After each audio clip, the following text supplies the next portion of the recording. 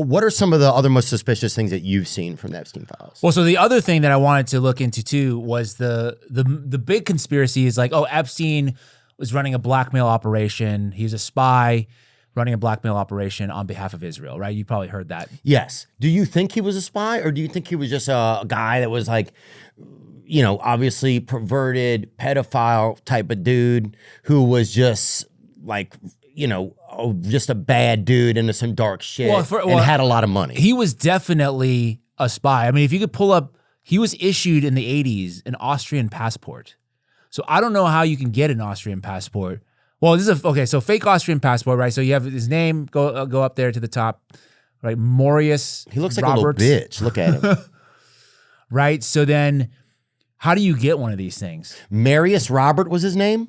First of all, that's cultural appropriation. I'm going to go ahead and say that right now, bro. Shout out all the real Mariuses out there.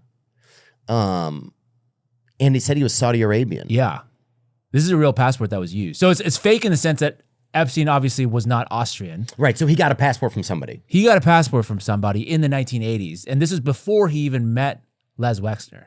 Okay, and so to me, this is some indication that, okay, so he maybe was tied up with the State Department or intelligence, right? He was an asset of some sort that they wanted to issue this to so you could travel around Europe using an alias. Right. There could have been 100 different versions of him. Right. And he's one that over time just worked well enough, you know, that had enough success. I think Right. that, you know, because with anything you do like a seed kind of program, you would do like, let's see, you know, let's see what's going on here. Well, so based on my cursory historical knowledge, this is done by the CIA. So the 1970s, there was a thing called the Church Committee. Have you looked into the Church Committee at all? But that's when all the crazy shit came out with like COINTELPRO and MK Ultra, where they basically exposed the CIA for all these covert operations, regime change in the Middle East and in Iran. All this stuff came out because prior to the 1970s, the CIA would be just doing this stuff. They would just on CIA records, they're doing this stuff, and then after the Church Committee, they basically had to go through various channels of like mobsters or like seedy characters in order to still continue to do what they do.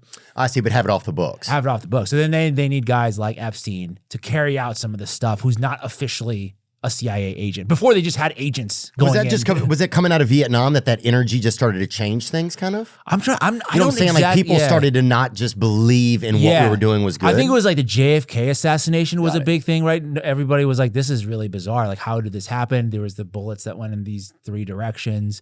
And then there was, you know, the RFK assassination was also very bizarre. MLK, if you looked into every single one of those, they're all very weird. I think people started losing trust in the American government. And then on top of that, you had this massive war in Vietnam, like you were saying. So then there was that political will to like, hey, we need to expose. Similar to right now, I think with Epstein, it's like, hey, we need to expose some of these billionaires that are running the country, right? It's gone too far, right? It's not like, you know, we're supporting Israel, but like we're still building nice bridges and we're fixing the roads and the hospitals. It's like if they did some, I mean, this is a little bit cynical, but if they did some of that stuff, I think people would probably pay less attention to Israel. Like they'd be like, okay, sure, whatever, do that over there.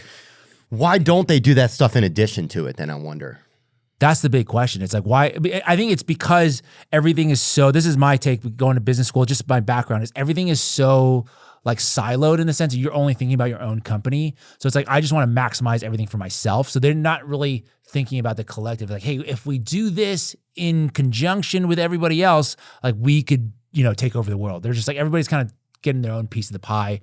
They're trying to just get their cut. And I think there's like less collaboration than people think in terms of the conspiracy world, but there's a lot of various conspiracies out there that are very real. That's my take. What do you think's happening with the document release? Because it seems very odd as a regular guy that we're getting documents, right? They're coming this years later. Both parties have been in Democratic and Republican have been in office since then, right? More than ever, it seems like both parties are just the same party with a different name. That's literally my shirt. Oh yeah, different brands, same ingredients. Yeah. Oh, that's hilarious, dude. So true. Oh, it's almost like that Cola Pepsi war a little bit. That's what I'm saying. Oh, that's great. And so it's just an interesting time. And the names that are redacted aren't the names of the victims. It's just like there's so much going on there. What do you think about it? Well, I mean, I don't think they thought these files would ever come out. Neither party. Really? Yeah, I don't think they thought. I think they were going to bury this forever. So you don't think it's a strategic release right now? No, I think right now is like, this is what we're going to offer because they were forced through that vote that Thomas Massey and Ro Khanna, big credit to them to have the political courage to keep going. And we had them both on here. Shout out, bro. I will say that shit. Pull up. But anyway, go on. So take us into some of that. Yeah, what are some of the things that you feel like? Yeah, so you don't think it's strategic? I don't think. I think this is a you release. Think, so you think it's an effect that they didn't want to do? They didn't want to do this. They didn't want to do this, and so that's why you have all the names of the perpetrators being redacted. Right? They're only supposed to redact the victims' names. A lot of the perpetrators' names are redacted, and now they're forcing them to unredact them. There's a whole process here. But I think this is like, here, we'll put something out because we're legally compelled to do it by the vote, right? It was like passed unanimously. I think there's one person who voted present, and because they were forced. You don't want to be on the record voting against disclosure, putting pedophiles in jail. Like, you don't want to be that guy or gal, right? Yeah. So then they were all forced to vote for it because they did not want that to get to the House floor or the Senate, but they had to vote for it because once it was there, you don't want to be voting against it. Like, what, you're trying to cover up for billionaire pedophiles? You don't want to be on the record doing that.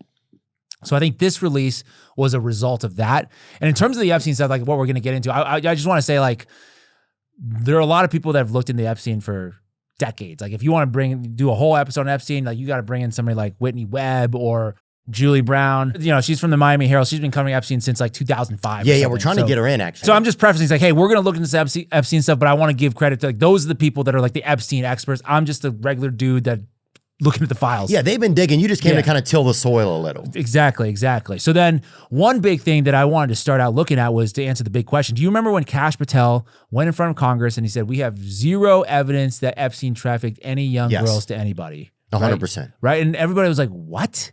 How is that possible? You were railing about the Epstein files for years, and now you go in and say you found nothing? And so that was one of the first things, like, hey, do you want to play that first? And this is my boy out of Louisiana right here. Shout out. You've seen most of the files. Who, if anyone, did Epstein traffic these young women to besides himself? Himself. There is no credible information. None. If there were, I would bring the case yesterday that he trafficked to other individuals. And the information we have, again, is limited. So the answer is no one? For the information that we have. In the files? In the case file. Okay. All right. Dude, I believe, I'm not joking, Yeah. There's people that say that created like a fake office and everything for Patel, and we're only giving him certain information. Oh, so he didn't see the stuff that was... So, well, even what he said, if you listen there, from this limited, he said, did he say limited stuff I've seen, or from what I've seen, which has been limited? So who knows if he even saw everything? Right. So you're saying that somebody's even hiding something from him. That means that another person above 100%. a shadow figure that's right. Like he goes into an office and has this perception that everything is a certain way. And he doesn't know. So then of course he's going to show up and what he's saying is the truth to him. Right. Because he even said from a limited, what did he say, Nick? For the information that we have. Well, they have it. Well, and right, only right now, but he's denoting that, you know what I'm saying, from the information that we have. I bet he didn't even see all of this stuff. Well, I bet he saw some of it because the stuff that has been released, some say it's half, some say the Channel 4 News in the UK say it's 2% of what the total is. We don't know what the real number is.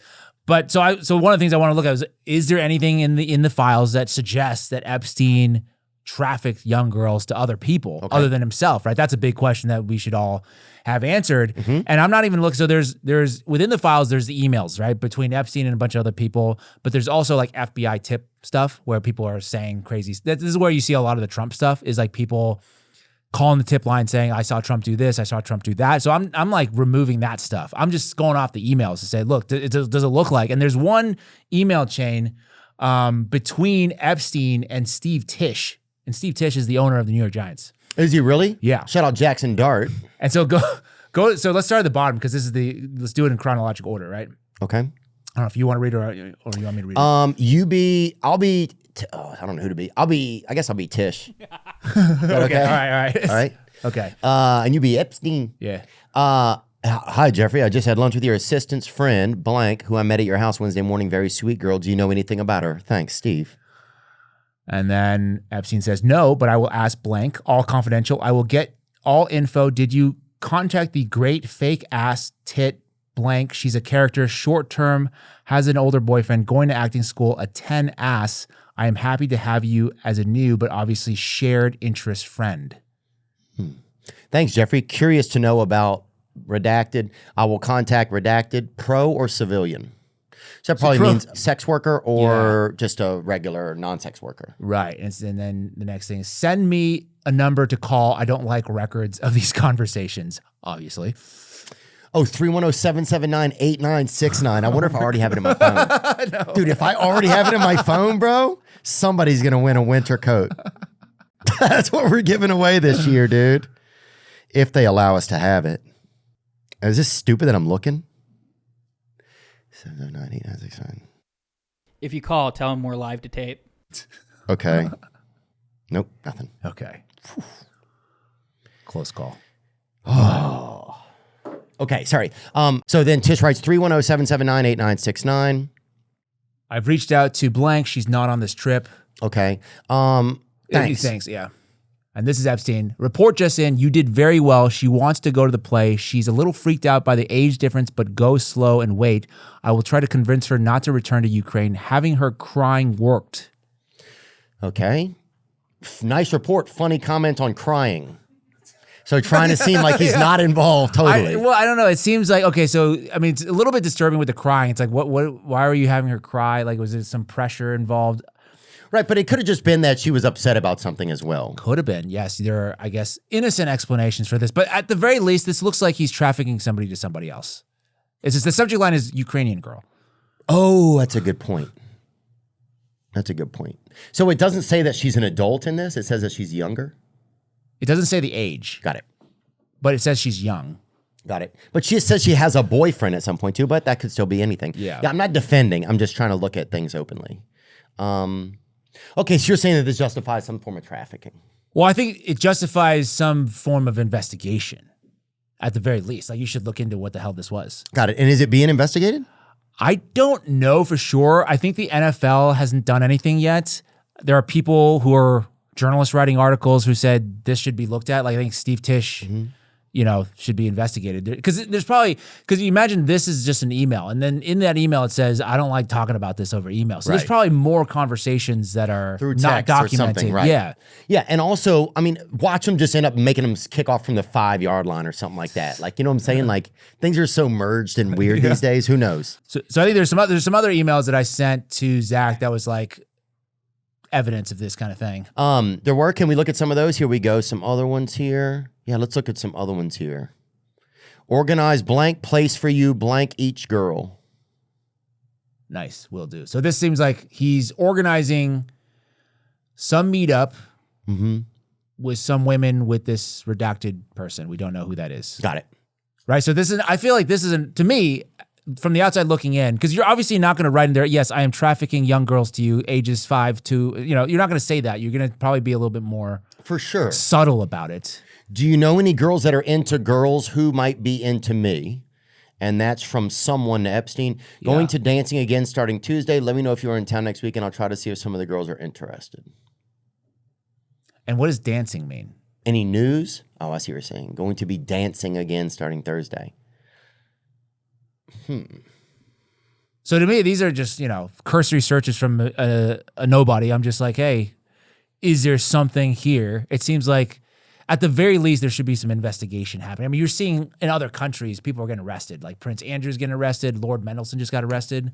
Lord Mendelsohn did? Yeah. Oh my God. Who is it? Who is Lord Mendelsohn? Yeah. He's like some British, Peter Mendelsohn. Peter Lord Mendelsohn. The British are popping off on him, huh? Watch him get Paddington Bear for something, dude. He always looked a little suspicious,